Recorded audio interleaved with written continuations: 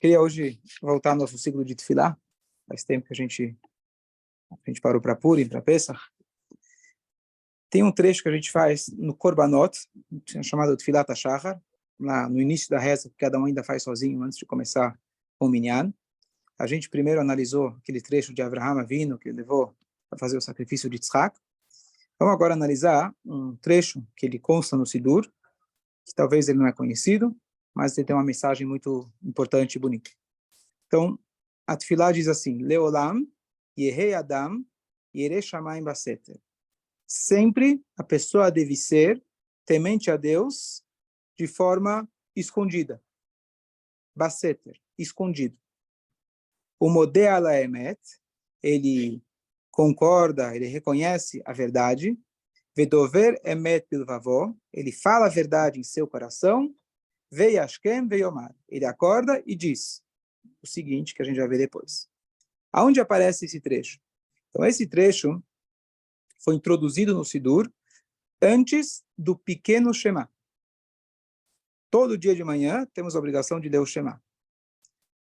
Esse Shema, ele aparece lá no meio da reza. Depois que você já colocou Tefilin, colocou Talit, já fez a Psuquei de Zimra, até que chega no Shema.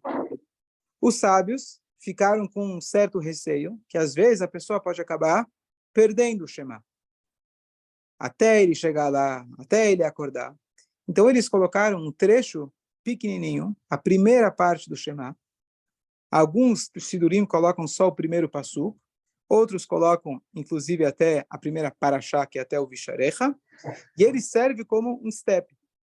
Então a pessoa acordou de manhã, ele fez brachot, fez o Birkot HaShachar, fez o Tfilat HaShachar, antes ainda de chegar na sinagoga, mas pelo menos ele já garantiu falando a primeira parte do Shema.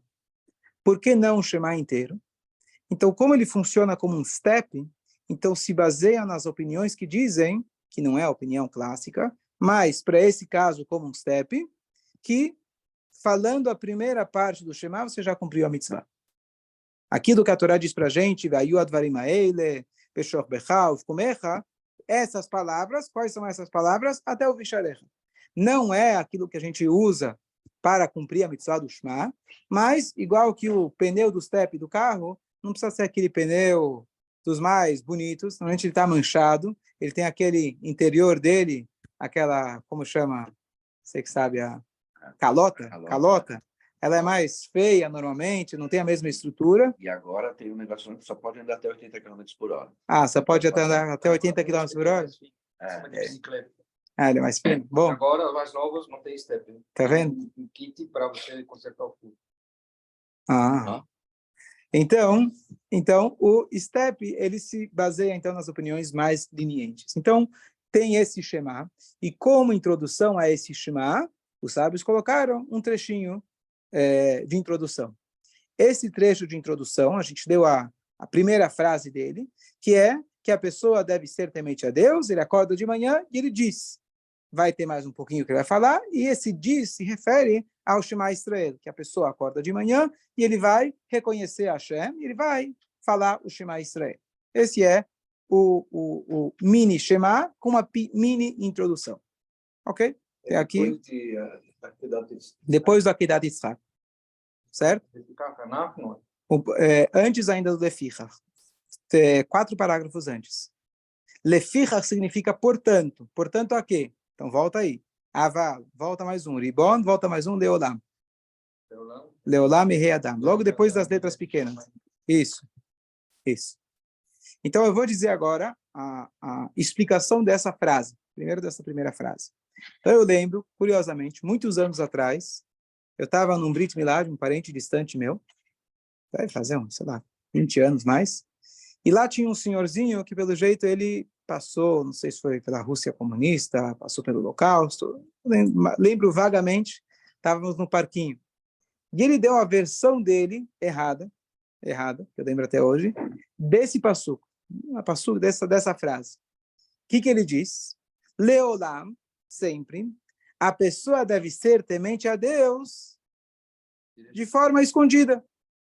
Ou seja, aquela famosa frase, em casa eu sou judeu, na rua eu sou normal. Adoro esse normal. Né? Então, Ele estava dizendo, assim que eu cresci, eu não podia expor meu judaísmo. Não se deve expor meu judaísmo. E ele estava usando isso como crítica ao fato que a gente estava de kippah, peiot, tá certo? Então, o judaísmo tem que ser uma coisa sagrada. Sagrada você guarda dentro de casa. Você guarda para você. Você não precisa mostrar para os outros. E eu lembro até hoje, eu era pequeno, mas eu lembro até hoje que, olha, ainda ele trouxe uma prova do Passuca aqui, que diz, a pessoa, o cara ainda lembrava com aquele sotaque íris, e ainda lembrava a tefilá que ele aprendeu no Haider, tá certo? Lá quando ele era pequeno. E errei Adam, ele chamar em Baseter. Mas não é isso a tradução dessa parte. Por isso, inclusive, tem alguns nuschaot, algumas versões, que introduziram mais uma palavra para fazer para estar bem claro que o sentido não é esse. E eles colocaram uma palavra que significa que a pessoa deve ser temente a Deus até mesmo escondida. E é isso que o Passuca está querendo dizer para a gente. A Tehilá está dizendo para a gente, óbvio que na frente dos outros você é temente a Deus. Isso é fácil. Você ser temente a Deus perante os outros, disse o Rabi Yohanan ben Zakkai, um dos maiores sábios da nossa história, quando ele estava falecendo, seu leito de morte, os sábios chegam e perguntam para ele, Rebbe, fala uma frase para a gente, deixa um legado para a gente. E ele fala, Yei Ratzon, tomara, seja a vontade de Hashem, Sheyei More Shamayim Alechem, que o temor a Deus esteja sobre vocês, que More Basar Vadam, igual o temor das pessoas. Tomara que vocês temam a Deus, igual que vocês temem as pessoas. Rebbe? Contrário, não? Estranho isso, temer a Deus igual às pessoas? Ele fala, tomara. Se você conseguir temer a Deus igual que você teme as pessoas, já estou feliz. Já está muito bom. Estamos falando aqui para os alunos de altíssimo nível. Por quê? Ninguém quer se expor publicamente às coisas erradas que ele faz. Todos colocamos uma máscara quando a gente sai na rua. É normal. Na hora que a gente sai e se expõe para os outros, a gente não quer ser julgado pelos outros. Ah, estou na minha casa, Deus está vendo. Cadê Deus? Não estou vendo ele. E se ele está me vendo, eu me acerto com ele. Vai, gente boa, eu me resolvo com ele, depois faço o tchuvá. Certo? Faça um copo de suco, por favor. Não foi esse um dos motivos que Deus escolheu Noé? Por quê? Porque ele era igual fora de casa e dentro de casa. Ah, que ele tamim. Está escrito que ele era íntegro. Boa. Isso. A palavra de Noah está escrito que era ish tzadik tamim. Íntegro. Integridade, boa, significa que ele é igual, sozinho, igual perante os outros. Obrigado.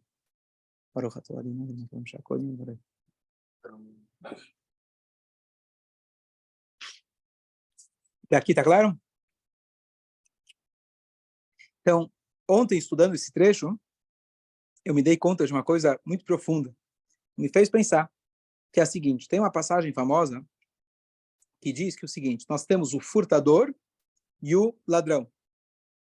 O furtador é aquele que pega sorrateiro, sem ninguém ver. O ladrão é aquele que te enganou, aquele que te enganou, certo? Ok. Qual dos dois é pior? Então a Torá fala que o furtador, quando ele é pego, ele tem que pagar o dobro. Já o ladrão, ele te devolve aquilo que ele roubou, mais um quinto. Não precisa pagar o dobro. Paga um quinto a mais. Qual é a diferença? Dizem nossos sábios com a seguinte, explicam nossos sábios com o seguinte exemplo, seguinte metáfora. Havia um homem que ele fez uma festa familiar. E ele convidou a família e convidou os seus amigos mais íntimos. E ele não convidou o ministro da cidade. O ministro ficou sabendo, o cara faz uma festa e não me convida. Bom, vai ver que foi uma coisa íntima. Chamou os amigos íntimos dele. Tudo bem. Agora, teve um outro cara que ele fez uma festa, mas ele convidou toda a cidade. Ele deixou o ministro de fora. Qual afronta é maior? A segunda. O que acontece? Aquele que te encara, ele colocou o homem e Deus no mesmo nível. Ele falou, olha, não tenho medo do homem nem de Deus. Nem de Deus, nem do homem. É grave, é errado, sem dúvida nenhuma, mas não é tão grave quanto aquele que fala, olha, do homem eu tenho medo. Tanto é que eu fui de forma sorrateira. Mas de Deus, Deus, não tem problema. A afronta é muito maior. Por isso você paga o dobro. O que acontece? A atitude nossa, não só em relação a roubar, mas quando você tem um comportamento adequado perante as pessoas, bom, já é um bom passo, pelo menos, né? Pelo menos na frente das pessoas você já não estamos criticando. Mas se você tem um comportamento bom na frente das pessoas e chega no momento que você está sozinho, você vai lá e se comporta de forma diferenciada, não melhor. Contrário, o que você está declarando para Deus? Você está dizendo para Deus, eu tenho mais medo do homem do que você. É igual aquele cara que ele está pronto para furtar, mas não está pronto para roubar. Fala. Mas, por exemplo, vou pegar um paralelo, um Yehudi. Você perguntou, então, o que é melhor? Né? O cara que ele faz escondido, então vamos dizer, o cara que fala, bom, já que eu profano mesmo, então eu vou lá e vou profanar na frente de todo mundo. E ele vai lá, desrespeita a Deus na frente de todo mundo. Então, vai dizer, claro que é mais grave. Melhor, é verdade. Mas o que eu estou dizendo aqui é apenas no aspecto de... Por isso que para mim foi novidade, justamente por isso que normalmente você fala, claro, você profanar o nome de Deus publicamente é muito pior, certo? Porque você está incentivando os outros, você está afrontando a Deus simultaneamente com o homem. Então, no impacto social que você vai ter, vai ser maior. Por isso, inclusive, tem uma diferença muito grande. Se uma pessoa é ameaçada de morte para fazer idolatria de forma individual ou de forma pública. Ambas a pessoa tem a obrigação de entregar a sua vida. Mas de forma pública é muito pior, conforme você está dizendo. Ninguém está te incentivando aqui para você fazer essa afronta publicamente. Então, publicamente, de certa forma, o impacto social e o Hilul Hashem, ele é maior. Mas no teu relacionamento com Deus, direto, a afronta, de certa forma, ela é maior. Tá certo? Deu para entender? Então, de novo, você tem razão, quer dizer, tem, em cada um dos lados tem um impacto maior. Mas aqui, olhando do lado que você está, no teu relacionamento com Deus, você está dizendo, Deus, ó, não estou nem aí para você. Eu achei isso muito... Fala. Também tem aquela história, né, que o Rabino... Então, toda a reza não é para você ficar pensando no outro, né? A gente normalmente fala assim, achamno, bagadno, eu sou culpado, eu roubei. Não está escrito eu roubei, nós roubamos. Espera aí, eu roubei hoje? Acho que não. Hoje, desde que eu acordei, nem toquei em dinheiro, nem toquei em nada, estou dormindo ainda. Hoje ainda não. Aí o que você fala? Não, achamno, nós. O quê? Você está me culpando? Você está batendo o coração pelo outro? O quê? Você está mentindo, você está dizendo que nós roubamos. Eu não roubei não, é o outro que roubou? Que história é essa? É claro que tem explicações mais profundas, que quer dizer roubar, etc.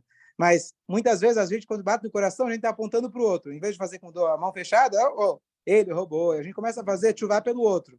Né? Então, quando a gente reza, Mordecai, a gente está rezando por nós. Se você vê uma outra pessoa que está errando e publicamente, você tem que tentar achar alguma forma de proteger aquela pessoa e absolver aquela pessoa. Agora, em relação a nós, você tem que assumir a sua responsabilidade. Então, por isso a gente está dizendo, Leolam, a pessoa deve assumir sobre si, ter o temor a Deus, baseter, ou seja, mesmo escondido. Certo? Isso aqui serve como introdução para o Shema, que o Shema vai ser uma declaração que eu recebo sobre mim o jugo divino. Essa é a Kavaná do Shema Israel. Kabbalat ol Malchut Shamayim. Eu recebo sobre mim o jugo divino, não das pessoas. Então, essa frase é a introdução para esse mini Shema Israel. E, em paralelo, essa frase também é uma frase que se faz sozinho. Não é uma frase que você vai fazer na sinagoga com todo mundo. É uma frase que você faz ou em casa sozinho ou na sinagoga em voz baixa. Então, a ideia é para você colocar na tua cabeça, na tua reza individual, que cada um tem a sua própria responsabilidade de servir a Hashem mesmo de forma, quando ele está sozinho, ele lembrar que Hashem está olhando, Bochen, Klayot, Valev, Hashem olha nossas entranhas, nosso coração, ele sabe tudo aquilo que está passando na nossa cabeça. Certo? Agora eu vou dar uma dica que nossos sábios trazem para a gente de como evitar de errar quando a gente está sozinho. Porque essa é a tendência. Se eu estou sozinho, é mais fácil da gente errar. Então, ninguém gosta de ser exposto publicamente. A pior coisa é quando alguém, depois ele é desmascarado. a vergonha que a pessoa passa, é muito difícil. Se você soubesse na hora que você transgrediu, que tinha uma câmera te olhando, que isso ia sair no jornal do dia seguinte, você ia fazer?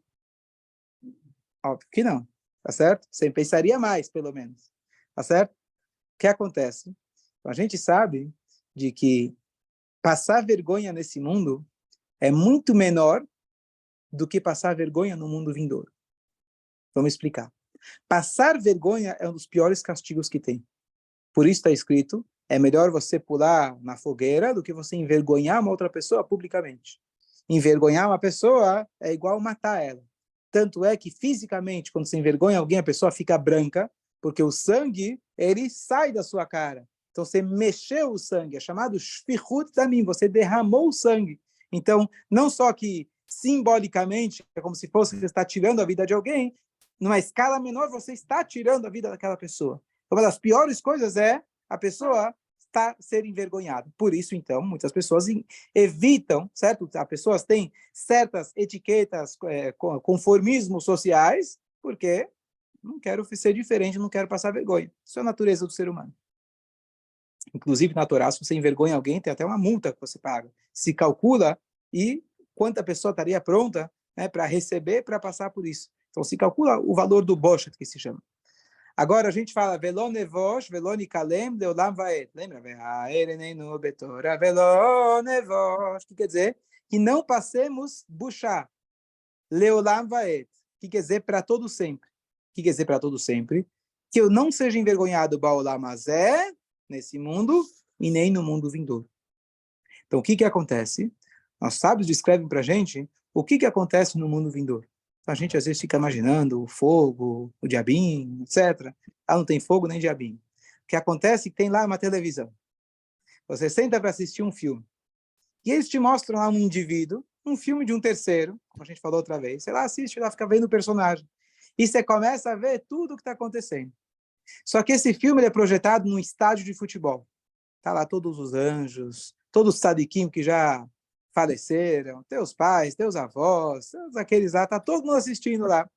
E todo mundo vendo o que está acontecendo, né? Um bom filme te mostra o conflito que está acontecendo na cabeça daquele cara. Vou ou não vou? Faço ou não faço? E você vai assistir. Você vai assistir aquele cara, os momentos gloriosos dele. Aí levanta o estádio, gol! Psh, todo mundo lá em cima, lá, todo mundo, todos os anjos lá, bilhões de anjos, levando gol. Esse cara fez gol. E de repente, falta. Gol contra. Impedido. Cartão amarelo. Cartão vermelho. E você vê que você fez aquilo muitas vezes consciente. E você vê lá aquele cara que ele estava na casa dele, fechado, estava escuro. Aquilo que ele fez, está todo mundo olhando agora, o cara lá achando que ninguém estava vendo. E o que é isso? Isso é o lugar que se chama Gan Eden ou Geinom. O Gan Eden é os céus. Você consegue, depois te falam que aquele cara que estava assistindo, que você começa a julgar ele, era você mesmo. Na hora você não sabe. E aí, na hora que você faz gol, uau! Você assiste o cara, você tem a satisfação por ele, você se identifica com ele, você tem lá todo mundo comemorando com você. É uma sensação, é um céu, é o Gan Eden. E na hora que você enxerga, olha a oportunidade que eu tinha e eu perdi. Sabe quando você está assistindo o filme, ou quando você lê um livro, você está desse lado, o cara que está lá não sabe o que está acontecendo, mas você já sabe o que, se ele for para a esquerda, você já sabe o que vai acontecer. O cara não sabe na hora. Ai, ai, ai. Se eu esperasse mais um minuto, olha o que poderia ter acontecido. E você, aquela frustração, você realmente se envergonha muito mais do que seria nesse mundo.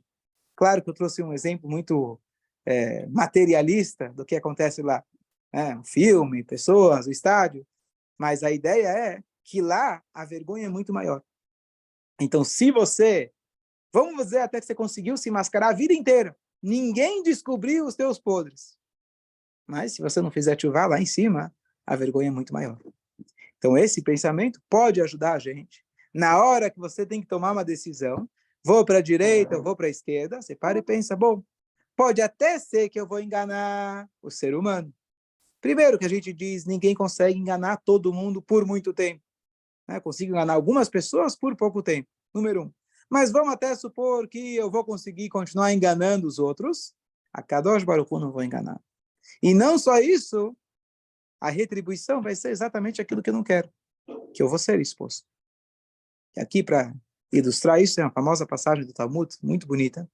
Eu não lembro agora, infelizmente, o nome do sábio, que havia um grande sábio, tzadik, uma pessoa muito, muito elevada, e de repente, ele ficou sabendo que tinha lá uma mulher de rua num segundo andar, num sótão de uma casa. De repente, entrou nele um desejo incontrolável, e ele começa a subir aquela escada para ir fazer uma haverá.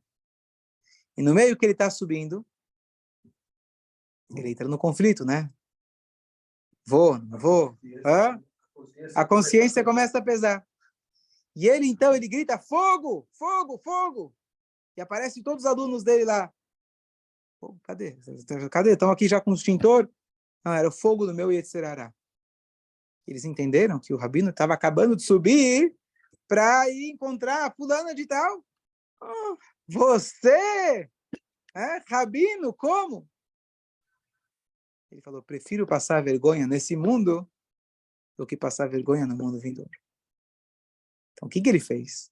Ele usou uma armadilha contra o Yetzirará dele. Ele sabia que na frente dos alunos ele não ia fazer. Tivemos pessoas que, infelizmente, lá a história de Pinchas, que ele matou lá Zimri, etc., o líder da tribo, que ele foi lá e fez afronto perante todo mundo. Mas não é uma coisa tão... A maioria de nós não teria essa coragem. Então, o que ele fez? Ele foi lá e se expôs publicamente. Ele colocou um segundo antes, ele gritou para que todo mundo viesse. Aí depois não dá mais para pecar. Até meus alunos estão vendo aqui, eu vou pecar, tá certo? E ele, então, se colocou numa onde ele garantiu que ele não ia pecar. E não só isso. Ele envergonhou o Yetzirará dele de uma maneira a pior possível. Ele se colocou numa situação onde os alunos dele poderiam perder todo o respeito por ele. Mas eu acredito que só ele ganhou respeito. Só ganhou respeito. Porque ele mostrou que somos humanos, temos tentações que Hashem colocou na gente, aquele chamado Yetzirará, não sei quem conhece, tá certo? Eu conheço ele bem. Tá certo? E você tem que usar as táticas dele mesmo, que é, ele não quer se expor, e você vai lá e usa contra ele mesmo. O machado, o cabo do machado é feito de madeira, para quebrar a própria árvore. Certo? Então você tem que conseguir usar as táticas inteligentes do Yetzirará para usar contra ele. E eu acredito que ele ganhou muito respeito. Onde as pessoas conseguem olhar para ele, Rabino, para você é fácil, né? Você não tem Yetzirará, você já nasceu religioso, para você é tudo fácil. Na hora que ele mostrou que ele tem as fraquezas como qualquer ser humano, e ele se esforça a cada dia para conseguir superá-las, é maior que um tzadik. É maior que um tzadik. Então, isso é apenas alguns pensamentos para cada um de nós. E cada um de nós sabe a linguagem Yadá e Nish Benafshei. Cada um sabe sozinho, não precisa contar para ninguém, mas cada um sabe sozinho as coisas que ele erra quando ele está sozinho.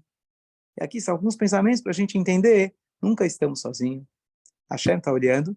E se o Tei Yetzirará estiver ainda provocando, lembra ele que no mundo vindouro vão ficar sabendo. E se bobear hoje em dia, não precisa nem ser no mundo vindouro. Hoje, sem você saber, está tudo sendo visto, está tudo sendo controlado, está tudo sendo gravado. Pergunta para a Siri, já fiz esse teste. Pergunta, você está me gravando? Ela te esquiva, ela não responde essa pergunta. Pode ver. Tá certo?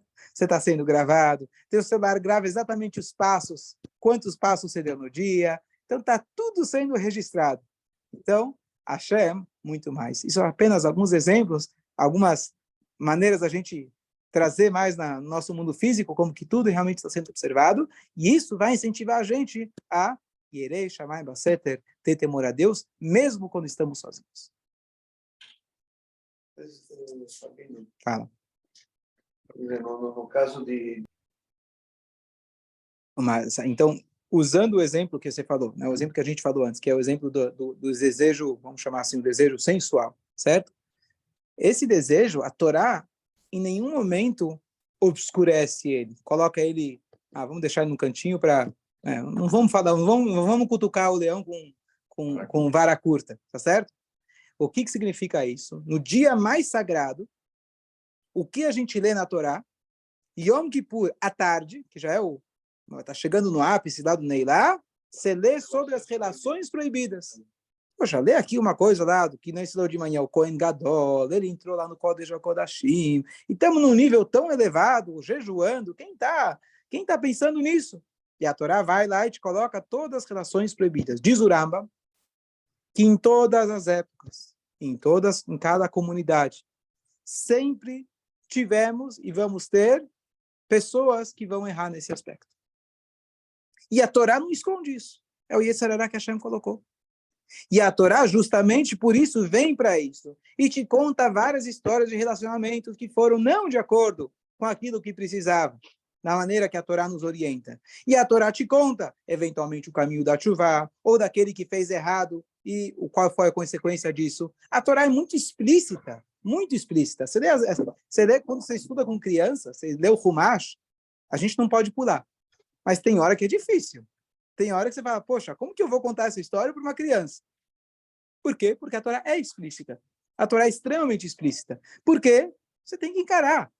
Você tem que encarar a realidade que a Hashem colocou para a gente. Então, a mesma Torá que te fala que não pode, ela fala para você, olha, existe isso. Esteja plenamente consciente desse Yetzer Hará. E eu vou te dar vários exemplos. E junto com isso, eu estou te dando as ferramentas de como você lidar com esse desejo. Esse é um exemplo, tem vários outros. O Freud diz que esse é a fonte de todos os outros. Pode até ser, certo? Nas coisas, comportamentos de forma exagerada, negativamente falando. Então, a mesma Torá que te proíbe, ela te dá realmente as ferramentas, e ela te deixa muito claro. Então, o Rambam ele traz, ele fala o seguinte, havia os mestres antigamente, tem toda uma história,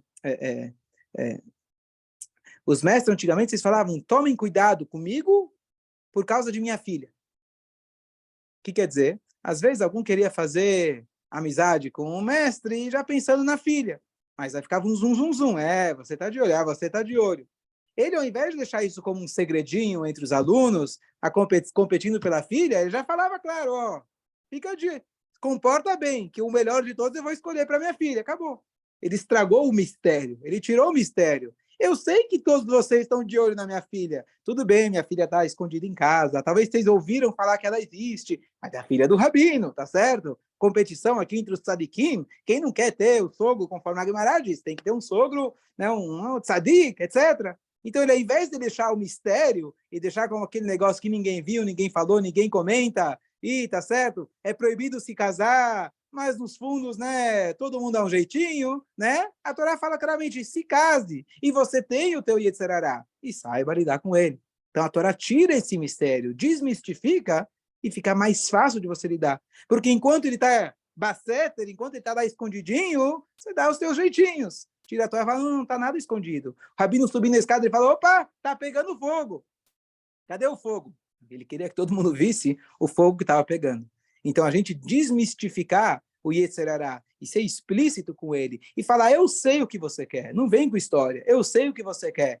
Eu sou o grande tzadik, como que eu posso falar disso? Como que eu posso imaginar que eu tenho esse desejo? A Torá fala, você tem esse desejo, não adianta fugir, não adianta fugir, não adianta fingir, você não vai enganar ninguém. Primeiro, para você conseguir confrontar o seu inimigo, primeiro você tem que saber que ele é teu inimigo. Primeiro você tem que saber que ele está lá. Não adianta você fingir que não viu. Então a Torá fala para você bem claro, em todos os lugares, em toda a Torá, em todo o Tanar, você tem várias histórias explicitamente contando do desejo humano, seja dessa área ou seja de outras áreas. A Torá fala de roubar, a Torá fala de matar, mas como? É uma realidade, é uma realidade. Baruch Hashem, talvez você não se foi colocado numa situação onde você foi tentado a roubar, matar, o que for. Mas é uma realidade, senão a Torá não estaria conversando sobre esse assunto. Então a Torá fala, tire isso do bolso, tira isso lá do fundo do baú. Vamos ser explícitos, claro, estou dizendo que você precisa sair falando disso, mas a Torá fala para a gente, olha para isso, olha para o teu Yetzer Hará, e agora você pode confrontar ele, agora você pode lidar com ele. Não vai? Ok. Então, a gente conclui por aqui hoje. Não achou nada.